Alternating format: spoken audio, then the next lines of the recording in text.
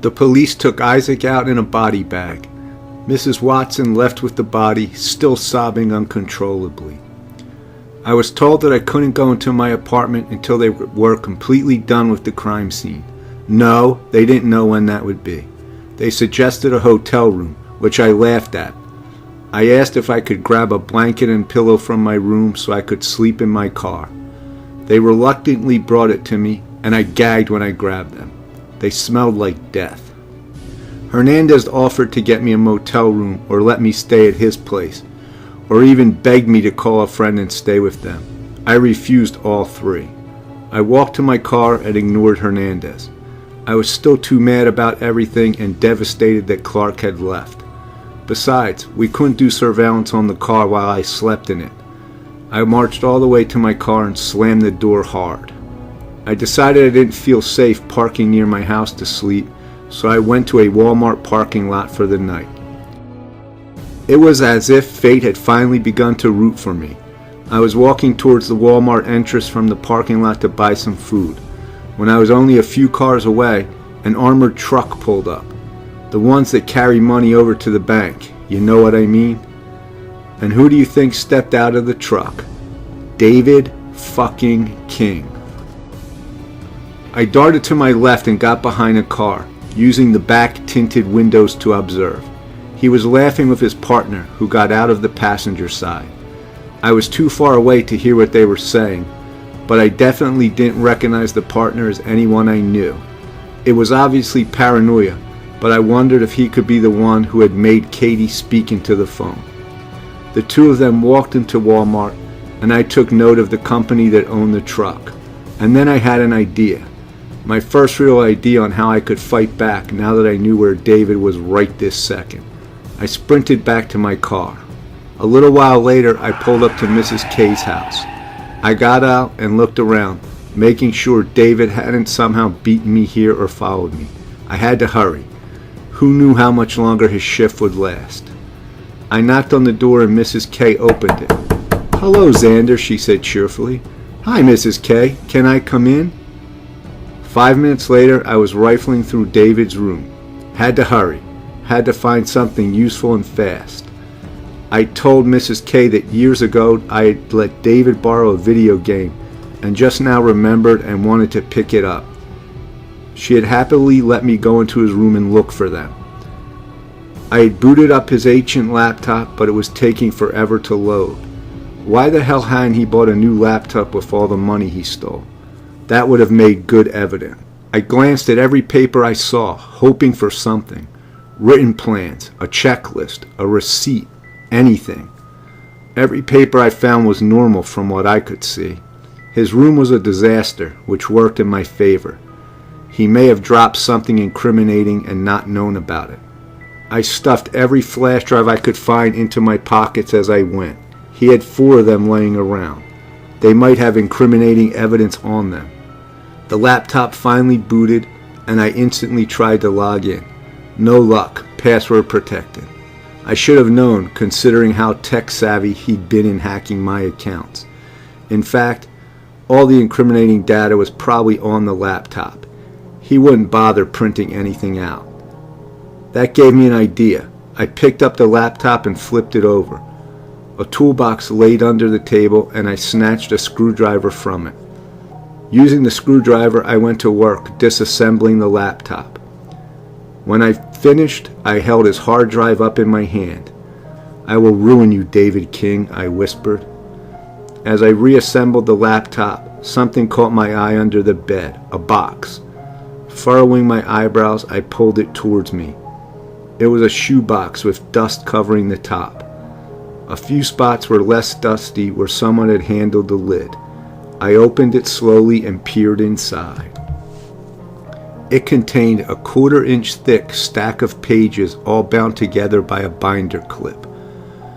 The box was too small to let the pad lay flat, so it curled in the box. The pages were old and worn. They'd clearly been handled frequently. I lifted it out and noticed that it looked like a research paper. The front page had a title in the middle of the page and an author at the bottom. Psychological Evaluation for David Edward King. The bottom of the page had the name of the institute and psychologist that had done the study, as well as the year. I did the math, and the evaluation must have been done when he was 16. Jackpot. I stuffed it under my shirt as best I could to hide its square form.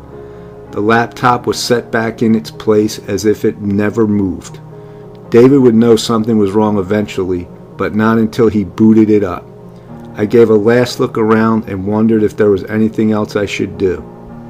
With no decent ideas, I left David's house. Mrs. K gave me a brownie on the way out. On the drive back to the Walmart, I tried to come up with a plan. I couldn't take this to the police because it was illegally obtained evidence and wouldn't be admissible in court. I knew that from a bunch of crime shows. I had to get at the evidence myself and somehow get it into the police's hands legally. When I parked at the Walmart, it still wasn't that late. I walked inside, carrying the flash drives and the psychological evaluation with me. I used the demo computers to look at the contents of the flash drives. Looking back now, I'm amazed they let USB sticks work on the demo machines.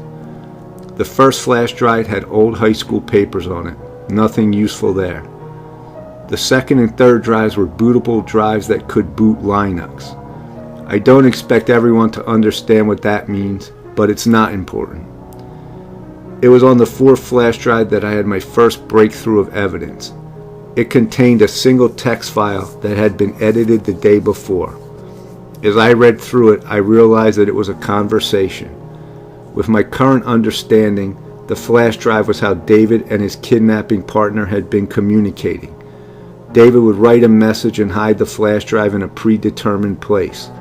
Then the kidnapper would go pick it up and read the message. The process would reverse when the kidnapper had a message to pass along.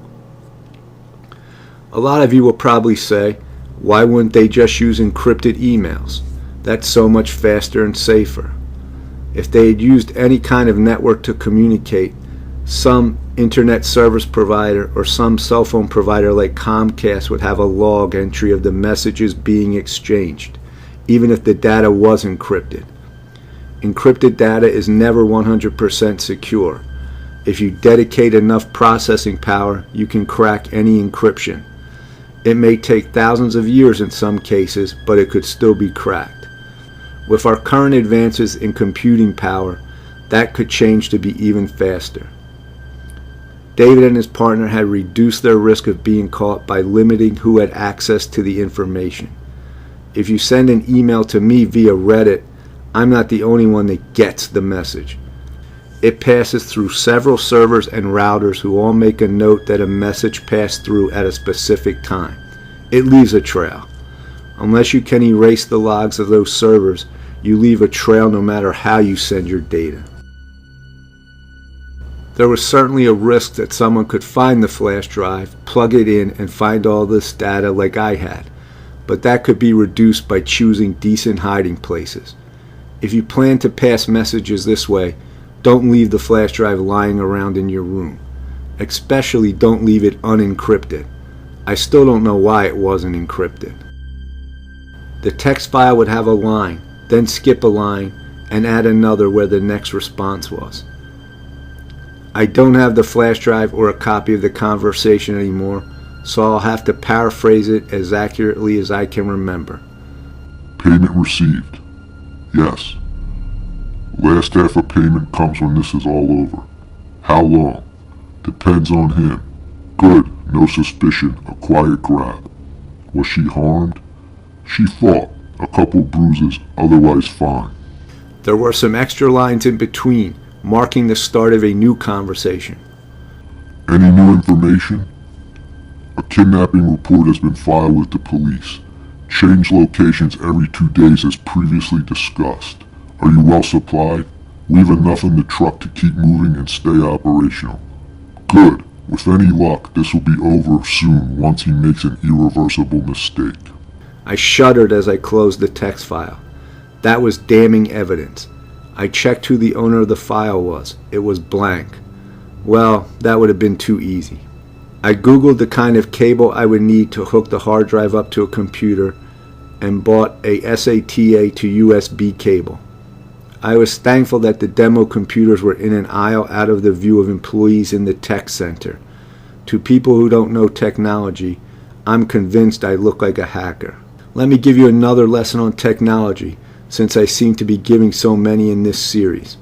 When you boot your computer, it asks for a password if you set one. Without that password, you can't access the hard drive unless you do some hacked up workaround. In some cases, however, you can unplug the hard drive and plug it into another computer instead. The new computer will treat it like a regular external hard drive, and voila, you have access. Unfortunately, David had encrypted his entire hard drive, so it was useless to me at the moment until I had some spare time to either guess the password or find someone who could crack it. Going to the summer supply section of the store, I took a seat and pulled out the psychological evaluation and looked at the cover page again. Psychological evaluation for David Edward King. I hope you realize that I've removed the institution, author, and date for privacy's sake. I spent an hour skimming the contents, using the table of contents to navigate. I constantly had to look up lengthy words on my phone, but I was beginning to understand what went on in David's sick little mind. I won't give you an entire rundown of his whole life, but the report contained transcribed interviews with his parents about incidents, a psychologist's observation while holding David in confinement, and a general list of events that had occurred in David's life that may have traumatized him. These are the ones I remember. David set fire to animals constantly and poked them with various objects. When a snake lunged and bit him once in his backyard, his mother came out to find him whipping the limp body against a tree, guts spraying everywhere. His only explanation was, "It tried to hurt me." He was found designing traps for rabbits and other animals that were expertly hidden and designed. He claimed to have never looked at a wilderness guide to make them. His mother later found entire notebooks containing designs for traps. The traps were aimed at getting both animals and humans. His father died when he was 12, which affected him greatly. He became quiet and reserved for years. The first day of high school, however, he changed overnight and became charismatic, energetic, and clever. In middle school, one of his teachers had been interviewed after an incident. She had noticed that 3 boys had begun picking on David, but he quietly took whatever they gave him. One day she came to class, and all 3 boys sat ramrod straight and stared straight ahead. They didn't dare look at David, and David was smirking and trying to hide it. Finally, let me try to summarize what the psychologist wrote about David. David seems to have a constant need to harm other living things and cause suffering. Once in my office, I found him stomping his feet on the floor. I asked what he was doing, and he admitted that he was trying to crush anything microscopic that could be on my floor. I seriously fear that he will not be able to remain in society without serious medication and therapy. I had no idea that David had any of these problems or experiences. He and I had met when we were both 17. He'd been exactly as the report described, charismatic, energetic, and clever. I felt blind for not seeing any red flags, but I knew that he had hidden them well intentionally. The psychologist made another entry a month later. David seems to have performed a complete 180 in his mood, actions, and demeanor. He has been polite and kind every time he has come in, and is very capable of being fully functional. The sentence struck me as odd. Months of statements about David's instability, and suddenly this comes out? I googled the psychologist's name. He died in a car crash the same year as the publication date on this evaluation. Son of a bitch. I reread the very last entry. I recognized the words for what they were, a coerced recommendation to re-enter society. I could feel the psychologist's words scream through the page. Good God, he's going to kill me. No wonder David was so prepared. No wonder he was always ahead of me. No wonder his expression had spread such an absolute fear through me that night he chased Clark and I. He was insane. He designed traps. He knew what made people and animals tick. He enjoyed inflicting pain on them, and not only that, he liked watching them suffer. David was absolutely insane. Insane, but functional. That's what made him dangerous. I hunkered down in my seat and brought up a Word document in my phone where I could take notes. Then I started Googling. You know what I'm talking about. You're facing a problem, and so you start searching for anything online that could help you fix your problem. The internet was a wonderful tool for me at this moment. Without it, I'd be dead months ago. I was kicked out of the Walmart for loitering, but I continued my research in my car. I turned the car on every once in a while to drive around and charge my battery. That night, I learned a lot about hacking phones, Android, surveillance, police procedure, legal procedure, and all kinds of subjects that related to my situation. I took dutiful notes and outlined areas for further research and learning. During my research, I found a list of apps that could be used for hacking someone's phone.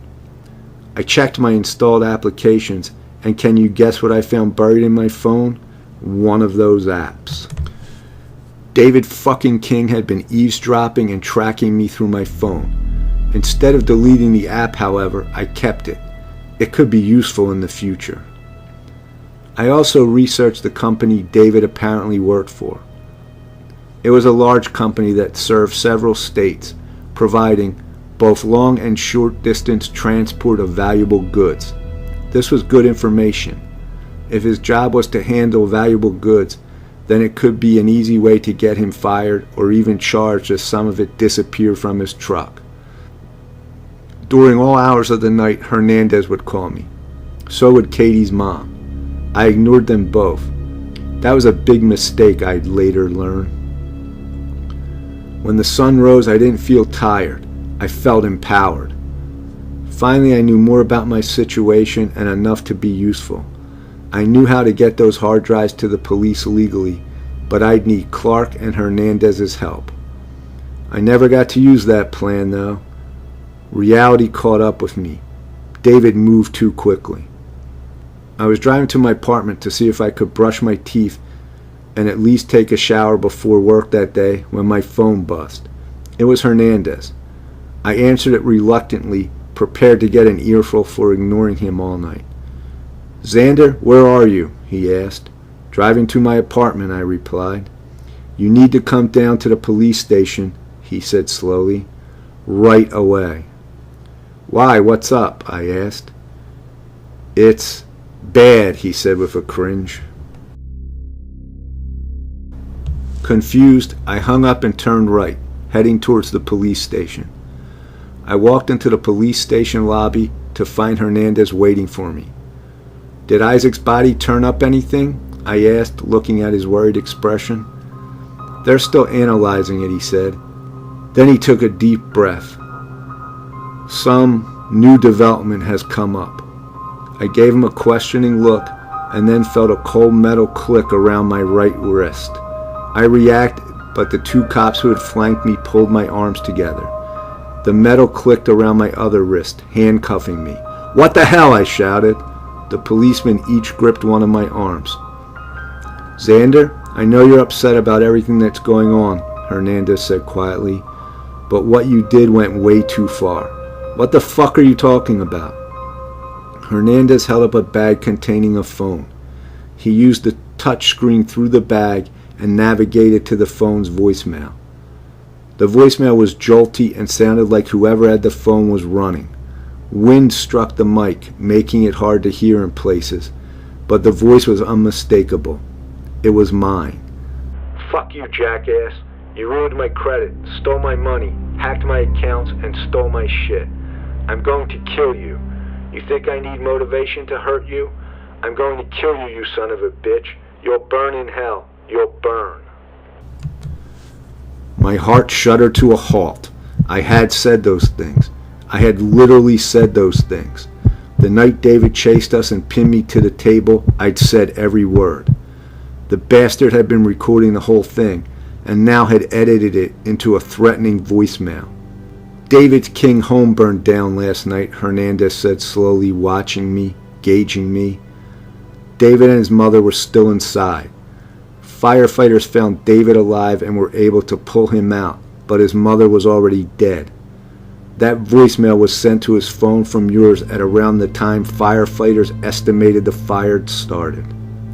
I lost my breath, my eyes watered, the world closed in. I couldn't speak, couldn't defend myself, couldn't explain. Xander Jones, you're under arrest.